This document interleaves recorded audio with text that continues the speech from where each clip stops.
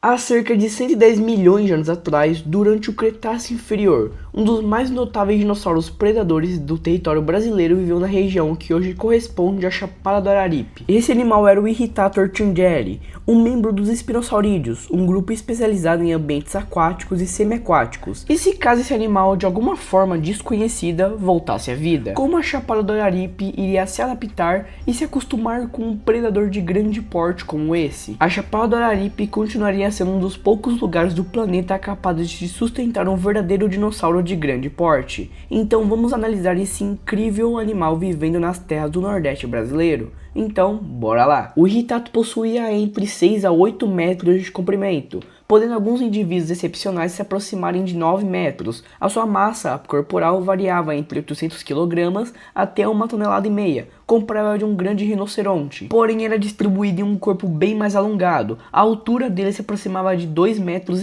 até quase 3 metros de altura, com o seu crânio totalmente erguido. O seu crânio era bem estreito e alongado, com até 80 centímetros de comprimento. Lembrava de um gavial. Os dentes eram cônicos e pouco serrilhados, especializados para pegar peixes. As narinas localizavam-se mais atrás do focinho, permitindo respirar enquanto a ponta do crânio permanecia submersa. Essas adaptações indicam que ele era um predador altamente eficiente em ambientes aquáticos. Comparado aos maiores carnívoros brasileiros atuais, como o jacaré-açu e a onça-pintada, o Irritator seria bem mais imponente. A onça-pintada, o maior felino das Américas, raramente ultrapassa 150 kg.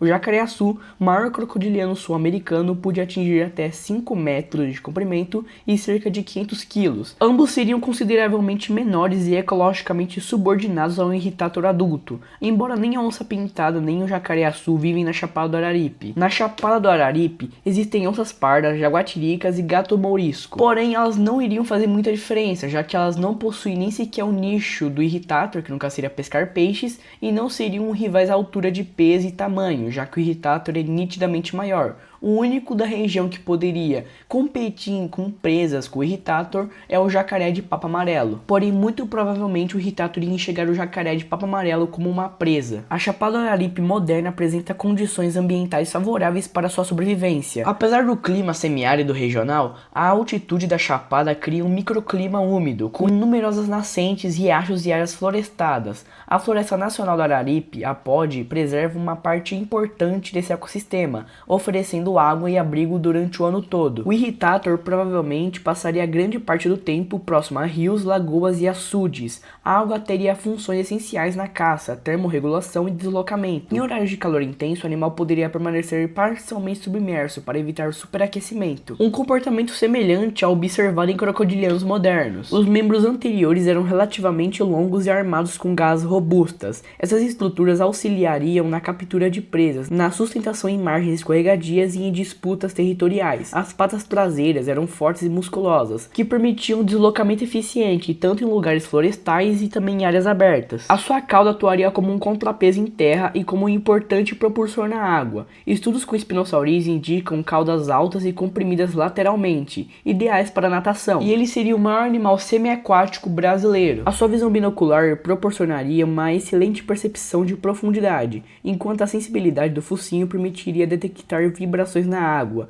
O olfato e a audição complementariam esse conjunto sensorial, tornando um predador extremamente eficiente em água e também em terra firme. O metabolismo provavelmente seria mais ativo do que o dos crocodilos modernos. Isso implicaria o crescimento rápido, um comportamento relativamente dinâmico e maior demanda energética. O Irritator não seria um animal lento, mas um grande predador capaz de alternar períodos de repouso com explosões curtas de atividade. Mas em questões de presas, ele iria sobreviver com as presas atuais? Ele caçaria peixes como o tucunari pinima, que podem chegar até 6 quilos, outros como o curimã tampacu, a traíra e outros peixes, também jacarés como o jacaré de papo amarelo, como já citado antigamente, o veado catingueiro com emboscadas, tamanduás como o tamanduá-mirim, as pacas, gato do mato e jaguatiricas, que poderiam entrar no cardápio em certas ocasiões. O Irritator deveria comer entre 5% a 10% de seu próprio peso corporal na semana. Indivíduos de 800 kg a 1 1 tonelada deveriam consumir entre 50 a 100 quilos por semana. Já indivíduos de 1,5 toneladas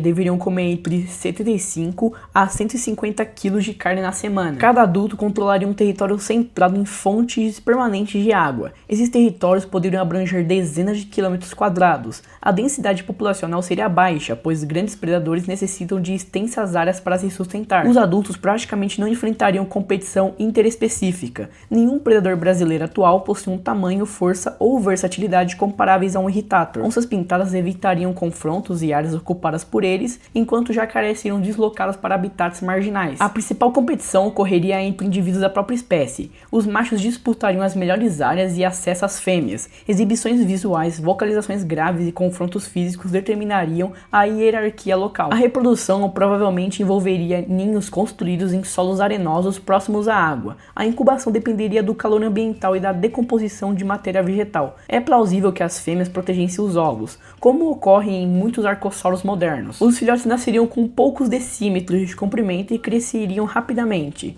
Os primeiros anos seriam vulneráveis a predadores e dependeriam de habitats protegidos. Ao atingir alguns metros de comprimento, passariam a ocupar nichos ecológicos cada vez mais dominantes. Ecologicamente, o irritator atuaria como uma espécie-chave. A sua presença modificaria o comportamento de inúmeros animais que evitariam áreas frequentemente utilizadas por ele. Restos de suas refeições sustentariam aves carniceiras, insetos e micro-organismos decompositores. Na estação da seca, os corpos d'água permanecentes iriam se tornar o centro de atividade e intensificariam interações territoriais. Na estação chuvosa, a expansão de áreas alagadas permitiria maior dispersão e reduziria temporariamente a competição. Do ponto de vista científico, o irritator seria uma das espécies mais valiosas do planeta. O seu estudo forneceria informações únicas sobre fisiologia, comportamento e a evolução dos dinossauros não avianos. O ecoturismo da Chapada do Araripe cresceria enormemente, atraindo pesquisadores e visitantes de todo o mundo. O dinossauro se tornaria um símbolo nacional da paleontologia brasileira. Os conflitos com seres humanos exigiriam um manejo rigoroso, o monitoramento e programas de conservação. Ainda assim, em áreas preservadas e com abundância de água, a espécie teria excelentes condições para sobreviver. Em síntese, se o irritator ainda existisse na Chapada do Araripe, ele seria o maior e mais especializado predador terrestre do Nordeste brasileiro.